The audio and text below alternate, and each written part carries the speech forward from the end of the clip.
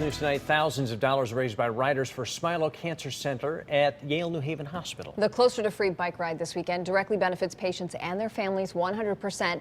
News 8 medical reporter Jocelyn Momenta found out how the much-needed funding is spent. Sonia Darren, Smilow's physician-in-chief, Dr. Tom Lynch, really summed it up best, telling me that Closer to Free supports innovative clinical research and care for people of all ages and all cancers. Since April, Joe Santagata has been coming once every 3 weeks. No problem. And there was a time that I thought, hey, Joe's not going to make this. He signed up for a phase 1 clinical trial at Smilow Cancer Hospital at Yale-New Haven. It's shrinking my tumors, so it's getting rid of this cancer. Things are looking brighter for the 80-year-old diagnosed with bladder cancer. I just finished painting my house on myself with a 3-inch brush on a 40-foot ladder. A novel therapy has helped Joe regain his strength thanks to the Early Drug Development Program.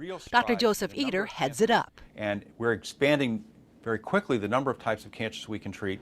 It's all made possible with the money raised by Closer to Free riders. Phase 1 trials are almost always open to patients who've been told there is no other therapy we have left for you.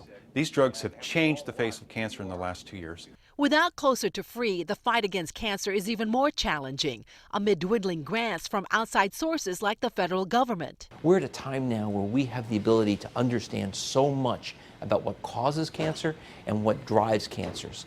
And we're using Closer to Free to help come up with new therapies, new treatments for patients. Dr. Tom Lynch is physician-in-chief at Smilow. Dollars raised by the riders, he says, also built the new state-of-the-art cell therapy unit, set to open later this month. It'll be used to process bone marrow samples, so bone marrow and peripheral blood samples, meaning when a sister, for example, gives stem cells to her brother, we use a very special sterile room to do that. It will also be used to process special cells that will be used to approach cancer.